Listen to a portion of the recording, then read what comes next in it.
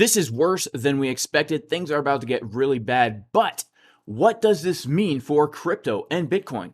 I remain long-term and medium-term very bullish, and we're going to be diving into the charts, talking about why and my exact price target. So make sure to like the video, subscribe to the channel, and click the bell for notifications, because we're bringing you the juiciest Bitcoin updates here on YouTube. And yesterday, when the Fed announced the rate hike decision, we did see Bitcoin get a pretty harsh pullback, right? In just a few hours, we dropped down about 7.5%. And it seems pretty dang bearish, but when we zoom out and look at the higher term timeframes, we can see that we are still in a very strong uptrend. I am still holding my swing long positions, and I am looking even to add to them. So let's talk about exactly what did happen yesterday, and then we're going to talk about why things are looking so bad. Now, yesterday in the Casper Crew VIP Discord, there were two levels that we were looking for, right? We were looking for potentially a short from 29,914 and potentially the long from around the $26,800 area. And of course, those levels were both respected to the dang dollar.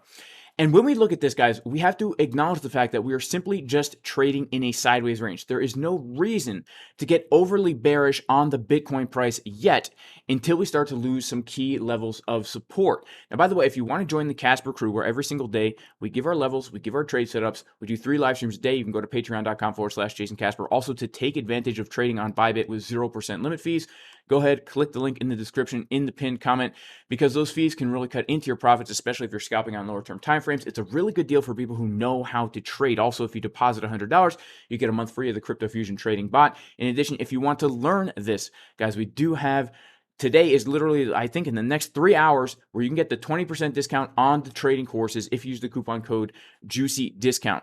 So why am I still bullish on Bitcoin after such a harsh rejection? Well, first of all, I think it's important just to understand that right now the Federal Reserve, after raising the interest rates another 25 basis points, which was, by the way, expected, this was already pretty much priced into the market. Over 80% of people betting on what the Fed was going to do were betting on a 25 basis point rate hike. And this is the highest since the 2007 level. And this is happening amid a bank crisis. We're already seeing banks beginning to collapse, and the Fed is continuing to raise rates.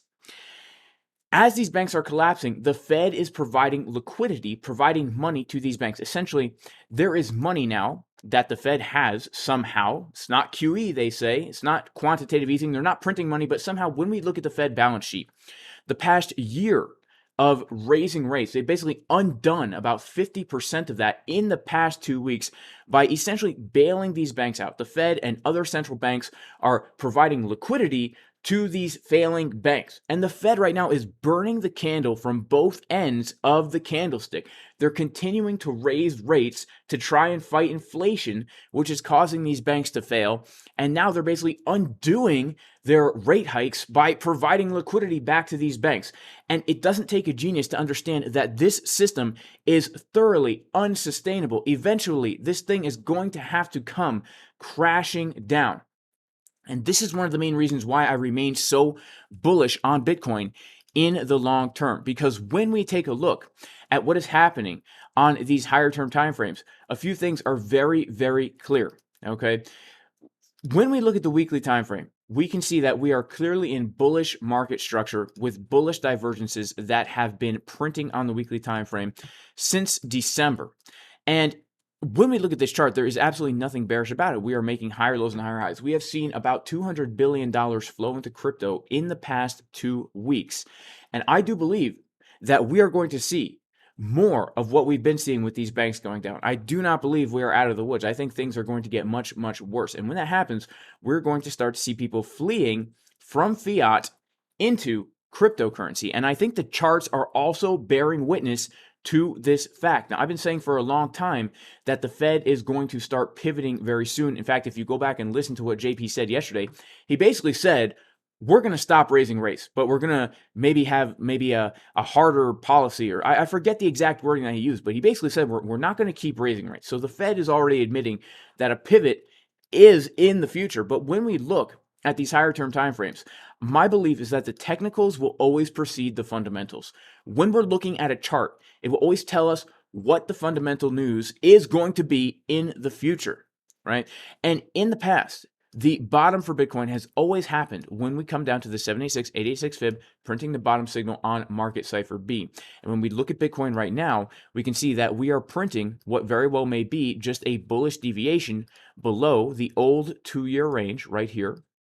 And once we come above this very key zone of resistance that we've got around 30K, it could be a very fast move back up to the top of the range. And we're seeing the inverse happening right now with the dollar, where the dollar right now is losing this very key support, having officially now put in a lower low on the daily time frame. And we understand that the dollar and Bitcoin are inversely correlated. We can see that yesterday the dollar came and closed the daily candle below its previous low on the daily time frame. And if Bitcoin is getting a bullish deviation below its old range and the dollar is getting a bearish deviation above its old range, well, it just would line up very perfectly with the halving cycle, just like we've seen many times in the past, that as the Bitcoin bull market tops out, the dollar is bottoming out in its range.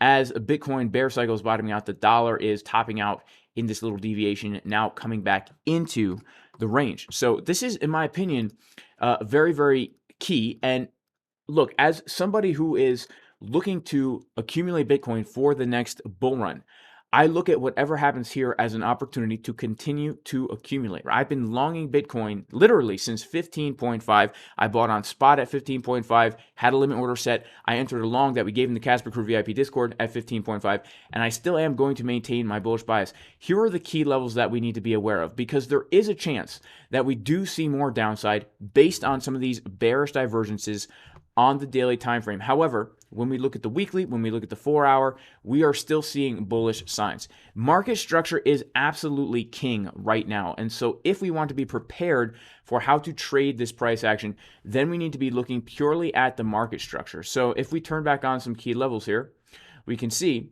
that as long as we don't lose 25,550, I will still actually maintain a bullish bias looking for higher. Why is 25,550 so key? That is actually the 200-week moving average. The 200-week moving average is the key area of resistance that Bitcoin has broken out of now, going all the way back to around the middle of February. And so as long as we don't lose this, I still see this as potentially a bullish breakout of the 200-week moving average. We can also see that roughly we have this diagonal zone of resistance that will be support as well when we come back to retest that 200-week moving average, right? So as long as we hold above this, I am still staying primarily bullish in the medium and long term. If we go down to a lower time frame, if we start to close a candle, a daily candle below 26K, then that opens up the door for a potential change of market structure locally, right? Let's just understand the fact that we have not even changed market structure even on a very, very local time frame. Putting in, we have not come below Saturday's low, right? We have not come below Saturday's low. So we're simply still just trading in a sideways range. So the first sign of weakness for me is actually coming down below Saturday's low. And if we start to see bearish signs, then as traders, what we can do is we can prepare for our next move, right? If we understand that we're changing market structure, then we can look to short a retest and look to take it down lower. But if we don't start to change market structure, we can continue to look higher. That is going to be basically the first thing that all traders need to look for when determining how to create a trading plan. So in the long term, guys, I still remain very bullish on Bitcoin. I am still holding my long trades. Yesterday during the live stream, I was adding to my long trades, still looking for higher prices. That is it for today's video, guys. Make sure to like, subscribe, click the bell. May God bless everybody. In the name of Jesus, the Messiah, even if you are not religious, I still do pray that you are very blessed. And I will see everyone in the next video. Peace.